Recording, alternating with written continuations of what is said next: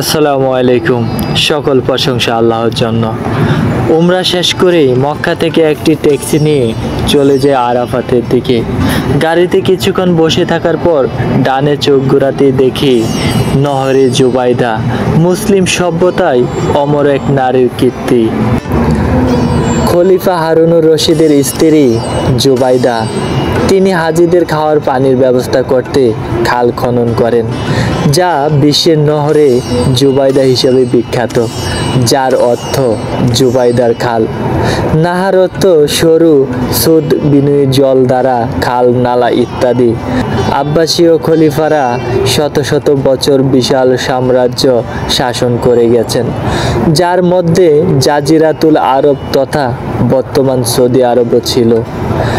মরুপ্রবণ পবিত্র মক্কায় জমজমের পানি ছাড়া তেমন পানির উৎস ছিল না, ফলে হাজিরা সেকালে সুপেয় পানির অভাবে কষ্ট পেতেন।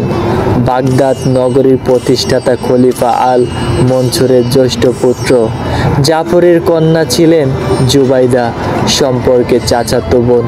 জুবাইদাকে বিয়ে করেন খলিফা হারুনুর রশিদ। কিংবদন্তি আছে, রানী জুবাইদা এক রাতে স্বপ্ন দেখেন অসংখ্য পুরুষ তার সঙ্গে শারীরিকভাবে মিলিত হচ্ছে। ঘুম ভাঙার পর তিনি খুব বিব্রত বোধ করেছিলেন। এক বিচক্ষণ দাসীকে তার স্বপ্ন বলে শিখিয়ে দিয়ে বাগদাদের বিখ্যাত ধর্মীয় ব্যক্তিদের কাছে পাঠিয়ে দিলেন স্বপ্নের ব্যাখ্যার জন্য। দাসী থেকে স্বপ্নের কথা শুনে ধর্মীয় ব্যক্তিরা বলেন, এটি তোমার স্বপ্ন হতে পারে না। স্বপ্নকার, তুমি আগে খুলে বলো, তারপর আমি ব্যাখ্যা দিব। সব কিছু খুলে বলার পর ব্যাখ্যাকার বলেন, রানী জুবাইদা এমন কাজ করবেন যাতে অগণিত মানুষ উপকৃত হবে। 193 হিজরিতে খলিফা হারুনুর রশিদের সময়ে পানির অভাব এতই তীব্র হয়েছিল যে এক বালতি পানি 20 দিরহামে বিক্রি করা হতো। খলিফা হারুনুর রশিদ কৃতজ্ঞ পানির অতিরিক্ত ব্যবস্থাপনাও হাজিদের পানির সমস্যা থেকে মুক্তি দিতে পারল না। 193 হিজরিতে তার মৃত্যুর পর রানী জুবাইদা হজ ব্রত পালনে গেলেন। পবিত্র মক্কায় পানির সমস্যা দেখে তাকে এতই ব্যথিত করেছিল যে পানির সমস্যা চির অবসানের জন্য একটি খাল খননের তাৎক্ষণিক সিদ্ধান্ত নেন। ইসলামের দ্বিতীয় খলিফা উমর ইবনুল খাত্তাব রাদিয়াল্লাহু আনহু মক্কায় আগত হাজিদের জন্য জরুরি ভিত্তিতে পানির ব্যবস্থা করেন। মুয়াবিয়া রাদিয়াল্লাহু আনহু তা আরও সম্প্রসারিত করেন। রানী জুবাইদা খাল খননের সময় জনগণের উদ্দেশ্যে বলেন, খাল খননের নিম্নতে আমি সব হিসাব বন্ধ করে দিয়েছি। যাদের কাছে আমি টাকা পাবো সে টাকা পরিশোধ করতে হবে না, এবং আমি যাদের কাছে ঋণী তাদের ঋণ অতি সত্বর দ্বিগুণ হারে পরিশোধ করা হবে। অতঃপর তিনি হাজিদের কল্যাণে পবিত্র মক্কা নগরী পর্যন্ত একটি খাল খননের আদেশ দেন।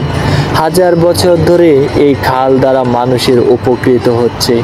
এছাড়া রানী জুবাইদা কুফা থেকে পবিত্র মদিনা ও পবিত্র মক্কা নগরী পর্যন্ত মরুভূমির উপর দিয়ে প্রায় 1400 কিলোমিটার দীর্ঘ সড়কের উন্নয়ন সাধন করেছিলেন, যা হজযাত্রীরা ব্যবহার করতেন। পবিত্র মক্কা ও পবিত্র মদিনা বাগদাদ ভিত্তিক আব্বাসীয়দের শাসনাধীন ছিল দীর্ঘ সময় ধরে। ফলে আব্বাসীয় শাসকরা বাগদাদের সঙ্গে এই পবিত্র নগরীর যাতায়াতের জন্য রাস্তা সংস্কার, মঞ্জিলে নানা সুযোগ সুবিধা, নিরাপত্তা ইত্যাদি বিষয়ে অর্থ ব্যয় পৃষ্ঠপোষকতা করেন। প্রাচীনকালের দিনে বিশ্রাম রাতে যাতায়াতের প্রচলন ছিল। সাধারণত নিয়মে এক রাতে 16 মাইল পর্যন্ত যাওয়া যেত। 16 মাইল পর বিশ্রাম অবস্থানকে বলা হতো মঞ্জিল।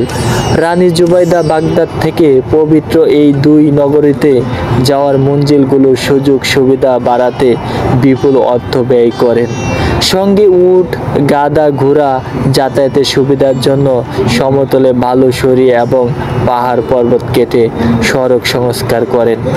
রানী জুবাইদা খাল খননের জন্য বিশ্বের বিভিন্ন স্থান থেকে বিখ্যাত প্রকৌশলী ও সার্ভেয়ারদের ডেকে পাঠান। সমগ্র এলাকা জরিপ করার পর তারা সিদ্ধান্ত দেন হুনাইন পবিত্র মক্কা ও তায়েফের মধ্যবর্তী পাহাড়ি অঞ্চলের উপত্যকার পার্বত্য ঝর্ণা, যা সেখানকার অধিবাসীদের পানীয় জল সেচের জলের প্রয়োজন মেটাতো, সেখান থেকে খালটি খনন করে আনা হবে। এই অঞ্চলটি কঙ্করময়, অনুর্বর, শঙ্খ এবং এর আবহাওয়া উষ্ণ, ফলে ভূপৃষ্ঠে একটি খালের অস্তিত্ব টিকিয়ে রাখা কঠিন ছিল।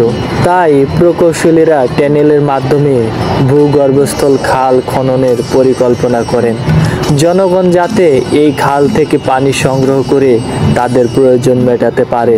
হুনাইন উপত্যকার ঝর্ণার পানি এবং পথিমধ্যে অন্যান্য উৎসকে এই নহর অভিমুখে এনে এর সঙ্গে সংযুক্ত করা হয়। রানী জুবাইদার নির্দেশে হুনাইন উপত্যকার ঝর্ণার পানির অন্যান্য উৎস বিপুল পরিমাণ অর্থের বিনিময়ে ক্রয় করা হয়েছিল।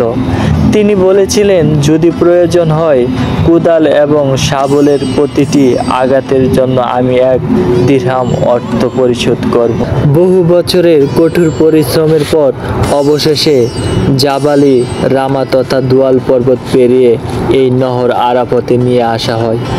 অতঃপর নিয়ে আসা হয় মুজদালিফা ও মিনায়। 245 হিজরিতে পবিত্র মক্কা এলাকায় ভূমিকম্পন হয়েছিল, ফলে নহরে জুবাইদার বিভিন্ন অংশে ফাটল দেখা দেয়। তৎকালীন খলিফার নির্দেশে তাৎক্ষণিকভাবে তা মেরামত করা হয়। পরবর্তী সময়ে বেশ কয়েকজন শাসক নহরে জুবাইদার উন্নয়ন সাধন করেছিলেন। কালে প্রবাহে ব্যবস্থাপনা ও মেরামতের অভাবে নহরে জুবাইদার ব্যাপক ক্ষতির সম্মুখীন হয় এবং পানির সরবরাহ বন্ধ হয়ে যায়। কয়েক শতাব্দী পর পানির চাহিদা মেটানোর জন্য নতুন নতুন পর্যাপ্ত পানির উৎস তৈরি করা হয়। পরে নহরে জুবাইদার অস্তিত্ব টিকিয়ে রাখার জন্য তেমন কোনো উদ্যোগ নেওয়া হয়নি। 1295 হিজরিতে তৎকালীন শাসকরা নহরে জুবাইদার ব্যবস্থাপনা ও মেরামত করার জন্য একটি কমিটি গঠন করেন, কিন্তু দুর্ভাগ্যবশত 1344 হিজরিতে উজানে নুমান উপত্যকায় বন্যায় খালটি অনেক ক্ষতিগ্রস্ত হয়। এতে 3 মাসের জন্য পানি সরবরাহ বন্ধ হয়ে গিয়েছিল। বাদশাহ আব্দুল আজিজ শাসনভার গ্রহণ করার পর নহরে জুবাইদার সংস্কার করেন, কিন্তু 1400 হিজরির প্রথম দিকে নানা কারণে নহরে জুবাইদার পানির প্রবাহ সম্পূর্ণরূপে বন্ধ হয়ে যায় এবং তা আর পুনঃ সংস্কার করা হয়নি। এখনো হজ বা উমরা পালনকারীরা মিনা, মুজদালিফা ও আরাফাতের দিকে ঘুরলে পাহাড়ের গা ঘেঁষে নির্মিত এই নহরে জুবাইদা দেখতে পাবেন। মানবদরদী রানী জুবাইদার স্মৃতি জাগরক রাখতে সৌদি সরকারের প্রতি আহ্বান থাকবে।